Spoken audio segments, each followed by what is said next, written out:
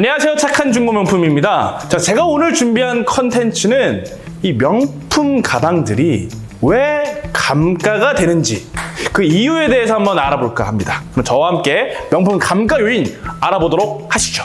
자, 첫 번째로 알아볼 감가 요인은 병행 수입이 되냐 안 되냐 차이입니다.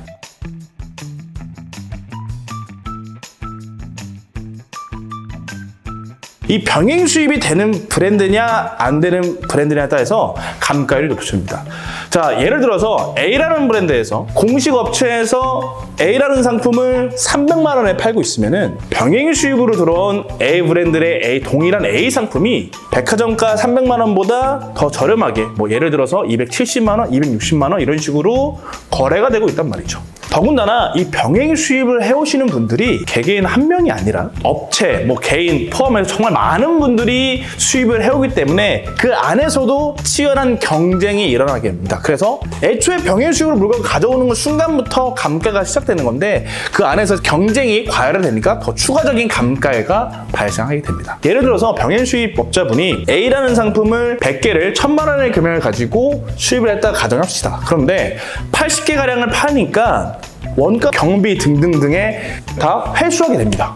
그러면은 남은 20개는 얼마에 팔던 다 이익이 된다는 거죠. 거기다가 병행 수입하시는 분들은 매 분기별로 새로 오더를 넣어서 다음 시즌을 준비하기 때문에 자금 확보가 필요합니다. 그러니까 남은 20개 상품들을 더 저렴하게 시장에 올려놓을 수밖에 없겠죠. 그렇기 때문에 병행 수입이 된다는 이유 하나만으로도 가격이 굉장히 하락됩니다. 거기에 저희 중고 명품 같은 경우에는 당연히 중고이기 때문에 병행 수입 물건 그 새 상품보다 더 싸게 올릴 수밖에 없습니다. 그래서 병행 수입이 되는 브랜드는 다 감가가 많이 되는 점 기억해 주시면 좋을 것 같고요. 자, 그럼 병행 수입이 안 되는 브랜드가 뭐가 있냐라고 하면은 크게 세 브랜드가 있습니다. 에르메스, 샤넬, 루이비통. 이 세 개의 브랜드가 병행 수입이 안 되는 이 브랜드들은 자신의 물건들을 자신의 공식 판매처로만 팔기 때문에 병행 수입이 될 수가 없습니다. 그래서 이 브랜드는 보통 해외에서 들어올 때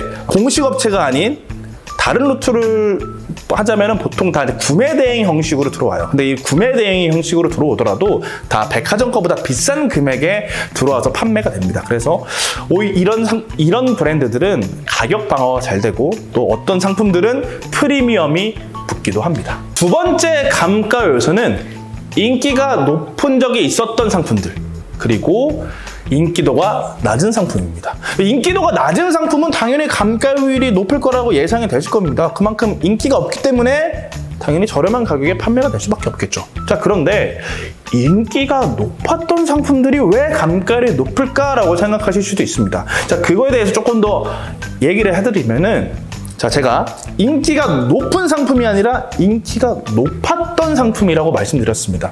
자, 인기가 높은 상품들은 당연히 잘 거래가 되기 때문에 감가율이 적습니다. 그런데 인기가 높았던 상품들은 이미 많은 사람들에게 구매가 돼서 중고 시장에 동일한 매물이 엄청나게 쌓여 있다 보니까 오히려 감가율이 더 발생되는 경우가 많습니다. 이거는 뭐 단종이 안 되더라도 현행으로 백화점에 아직도 나와도 이렇게 감가가 생기는 요소가 많다는 점 기억해 두시면 좋을 것 같습니다. 세 번째, 마지막 이유는 기본형이 아닐 때 감가율이 더 높다입니다. 기본형이 뭐냐라고 하신다면은 이건 사실 저의 개인적인 어떤 표현 방식인데 예를 들어서 샤넬 같은 경우에는 블랙 컬러의 캐비어 재질이 기본형이라고 저는 평가를 합니다. 반대로 기본형이 아닌 거는 뭐 다른 유색 컬러거나 재질이 캐비어가 아닌 뭐 램스킨, 뭐 페이던트일 때 제가 이제 기본형이 아니다라고 얘기하죠. 자, 기본형 같은 경우에는 왜 기본형이냐? 가장 사람들이 가장 좋아하고 많이 구매하시는 라인들입니다.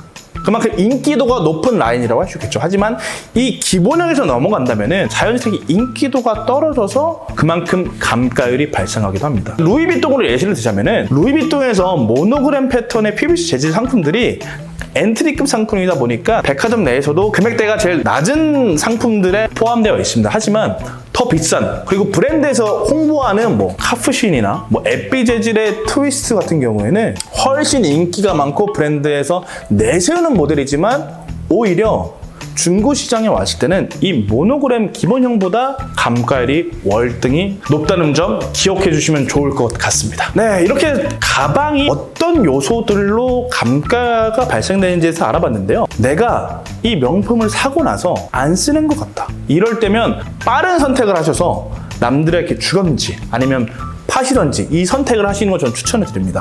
대부분의 분들이 저를 포함해서 한 번 안 쓰게 되면 끝까지 안 쓰게 되더라고요. 근데 그렇게 해서 방치하고 놔두다 보면은 이러저러한 이유들 때문에 계속 감가는 진행이 됩니다. 그래서 제가 이 영상 마무리로 드리고 싶은 팁은 내가 이 가방을 안 쓰는 것 같아.